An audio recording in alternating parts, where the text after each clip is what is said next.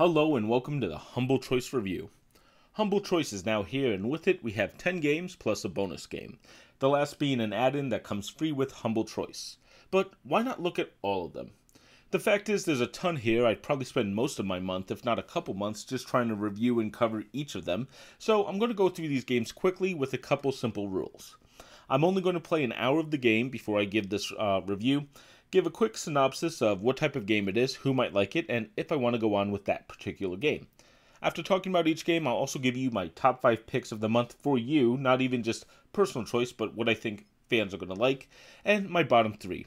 This is because you can pick up to 3 games for 15 bucks if you aren't already a classic subscriber, and so out of my top 5, there should be something you're going to like. And the bottom 3 is because the top tier gives you a choice of 9 out of the 10 games, so you're going to have to skip one game. Hopefully I can help you with that decision. Small note though, you can't double up, and you can't choose the same game twice, so you can give your friends a copy. It has to be 9 different games.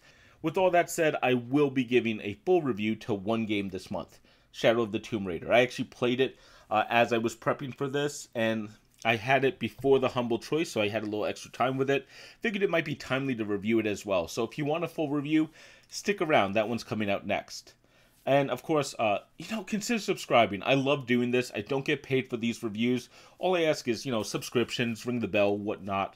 I'm closing in on 500. I can't believe that. So help push me over it and even get me closer to the next goal. I'd appreciate it, and it helps spread the news. Let's make this video the one that does that. Let's begin with the, unsurprising choice, because it's been on the screen this whole time. Shadow of the Tomb Raider. This is the third game in the new trilogy since the reboot of this franchise, and, honestly, I don't remember much of the second game, but it doesn't seem like that's critical. This game pretty much dismisses that quickly.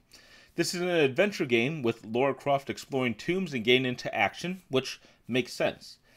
I'll be honest though, the first hour here has a few issues. There's gunplay that didn't feel that great, a scene where you're just flowing down a waterway that didn't look great. It just feels like this reminds me of Uncharted in a few ways, but it lacks a lot of the polish that, I took for granted with Uncharted. The biggest thing though is I'm unsure exactly why I'm playing this one instead of the first two, other than I already beat those games.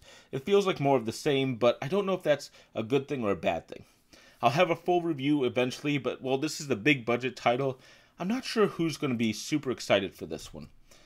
Will I play more? Well, I just finished the game, so I probably won't play more than that, but Shadow of the Tomb Raider did shock me in the first hour. I wasn't sure where it was going quality-wise, but I did continue playing, obviously. Next up, we have Blasphemous, and I'm a little bit sad about this one because I can't show much in this video time-wise, but Blasphemous looks great. I didn't think much about it at first, but wow, this is the first big enemy you fight. It's a boss, of course, but the style here is amazing. At the same time, I'm going to be honest, I don't really love Blasphemous. It's a great game, but it's a very much Dark Souls type of game. I recommend it for anyone looking for a 2D Metroidvania or Dark Souls. If you liked Hollow Knight, for instance, Blasphemous will probably do it for you pretty easily. It absolutely should be checked out, and the fact it's here after only 2 months of being released on PC is a little sad because it's so well done.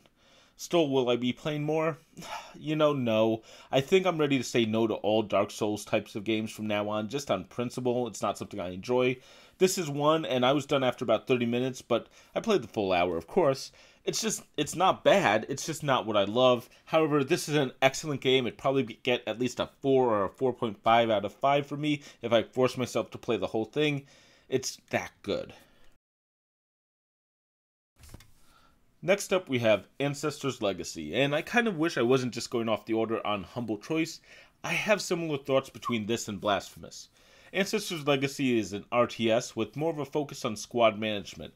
It is themed after Vikings, so if you really like the Northgard, the Viking RTS from earlier this year's Humble Monthly Bundle, you're probably going to like this, though it is focused on squad management, like I mentioned, so it's a little bit more like Dawn of War.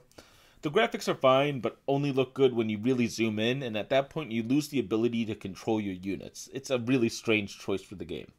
At the same time, if you like RTSs, this isn't awful. It's more tactical than anything, with the ability to hide in bushes and ambush units, but it doesn't feel as effective as it sounds, I think.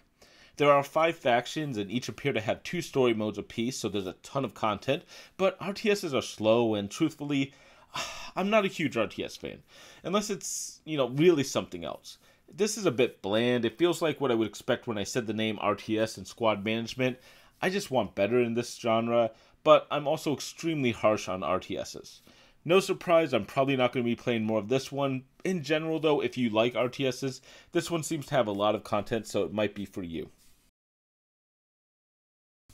This is what I'm talking about, Phantom Doctrine. The easiest way to explain Phantom Doctrine is to think of XCOM meeting James Bond. It's a Cold War era turn-based tactical game. It plays a lot more like XCOM 2 with the stealth phase, but here you can actually play through missions fully undercover. I beat one mission without even getting into true combat, though I did take down some enemies. That might not be for every mission, but it is really cool when I pulled it off. If you like XCOM, spy movies, intelligence gathering, this is for you. Outside of the main gameplay that's shown here, there's actually maps where you move around agents, investigating different enemies and locations, using pinboards to figure out topics. It appears you can use slow, methodical intelligence gathering instead of just assault missions. There's actually a ton of stuff that I can't even get to, brainwashing, questioning the loyalty of agents. There's more complex stuff, I'm sure, and it looks really great. Great theme as well, US vs. Russia, 60s era. The first hour only got me excited though. This feels like a really solid and unique game. You can actually replay it multiple times if you want, including different versions if you start with KGB or CIA. This is really worth the look if you enjoy this style of game. We're going to go back to the Vikings once more with Dead in Vinland. It's a similar theme to Ancestors Legacy, but a vastly different game. Dead in Vinland is focused on resource management like a board game. There's actually several materials that you're going to need to collect, like fire is critical, but lighting a fire is going to be expensive, so you're going to want to keep that fire going by feeding it with wood. Water, for instance, needs to be heated by fire to be drinkable, and you'll want that for exploring the island and just keeping people hydrated. Building new stations to work is also a necessity. Each of these pieces needs to be done and managed with the small amount of resources, usually people, that you have. But there's also support for the characters themselves. Characters have hunger, sickness, fatigue, depression levels, all matter that if they get too high, your characters die. But you also find new characters as well, so you have the ability to grow that way as well. There's relationship systems about how friendly people are, many upgrades, an imposing force who's actually going to demand tribute from you each week, exploration, multi-choice adventures, challenging gameplay. There's even a great turn-based combat system. I actually killed off my first game on purpose to see what happens, but I want to play more of this. The first hour actually made me extremely impressed with this game, and I want to see how deep that rabbit hole goes. Start those engines. We have Horizon Chase Turbo, which is a racing game, as I'm sure you can see. This is actually more of an arcade racer. The courses in the first chapter seem a bit simple, teaching you how to corner, having mostly straight roads. Hitting the side of the track will spin you out and you'll have to regain speed quickly. You always start at the back of 20 cars, which only makes the game more challenging. The locations, though, kind of stink. I'm actually driving in LA in this, but it just doesn't feel like LA. Going to Death Valley felt good, but almost every other course is just a name on the screen. It's a fun little game, but it's a bit simplistic. The courses will get more challenging as you go on. The races only take a handful of minutes, but the art doesn't stand out that much. If you like arcade racers, I see someone getting into this, but for me, I could take it or leave it. It's an interesting idea for a game. I had a good hour with it, and after an hour, if I never played it again, it probably would have been fine too. It's about as average as a game can be. Dark Future, Blood Red State. The only thing that kept us from annihilation was Kennedy winning over Nixon in the 60s. At least that's the alternate history this game plays with. However, yikes. This is based on a board game, so it is a tactical combat car game. I can only imagine how an elevator pitch went for this, but they made the game. Though maybe they shouldn't have. I never played the board game version of Dark Future. It's a Game Workshop's entity, so it's going to be extremely complex. These are, of course, the guys who made Warhammer, Warhammer 40k, and a bunch of other stuff. But at the same time, I actually do like Warhammer video games, at least some of them. This one is hard to love. It's not really a car game specifically, it's a tactical shooter well on rails with a pause button, though you can change your speed and have several tasks while you paused. It's an overly complex version of Mad Max on roads. It's a tactical Mad Max, but it doesn't play as cool as it sounds. This isn't the worst game I've ever played, but there's not many worse I've played since I've actually been reviewing games. Will I be playing more? No. I'm not a fan. If you are, though, please let me know why, what I'm missing, but I just couldn't get into this after over an hour played. I can understand why Blasphemous and Ancestors Legacy will be enjoyed by some, but this one, honestly, I just don't get it. Next up, we have Desert Child. Now, this is an odd game. It talks about being a racing game, which it absolutely is, but it misses a few of the niceties that you really should have for a racing game. There's no information on the length of the track or anything. You shoot terrorists, and you use freedom candy as bullets. I mean, social commentary, I guess. Still, for a game that looks like this, it's entertaining. There's a lot of little features that make this game work. There's a ton of stuff that you can find. A pizza delivery job and robbing a bank using similar systems, but slightly different looks. Nothing elevates the game over this, but it's still nice touches. The one thing I will say is, the game itself isn't very long. The full playthrough can take like 2 to 3 hours according to how long to beat. I think it might be around 2 to 3 hours from what I've seen, especially if you play efficiently. Not necessarily a bad thing, but this is probably the shortest game in the Humble Choice this month, so if you only care about length, you can drop this one. As for playing more, well, truthfully, I might finish this game off and just so I can review it, but it's so short, which is going to be a huge negative. Though, it's not a bad game, you know. I'm glad to have played this in the Humble Choice, but with it being only about 2 hours long, I don't expect to replay it many times. Just an opinion.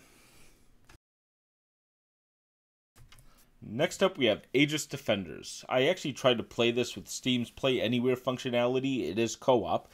Short review of that. The Play Anywhere sucked, but Aegis Defenders on its own was pretty good.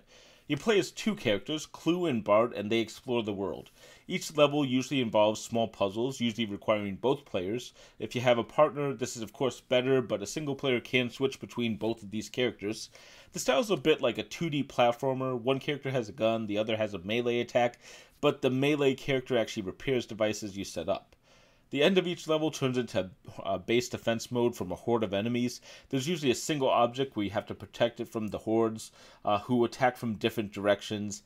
This is where your structures are going to have more use, like dropping turrets, bombs, spike traps, and more.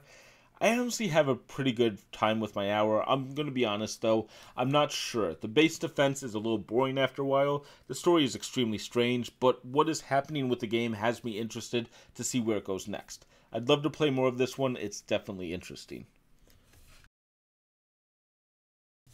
Finally, we have X-Morph Defense. Now, this is a twin-stick shooter with the aliens invading Earth. But wait, there's actually a good twist here. You play the aliens fighting off the humans who are bringing planes, helicopters, Humvees, tanks, and, bigger tanks. At least in the first hour or so.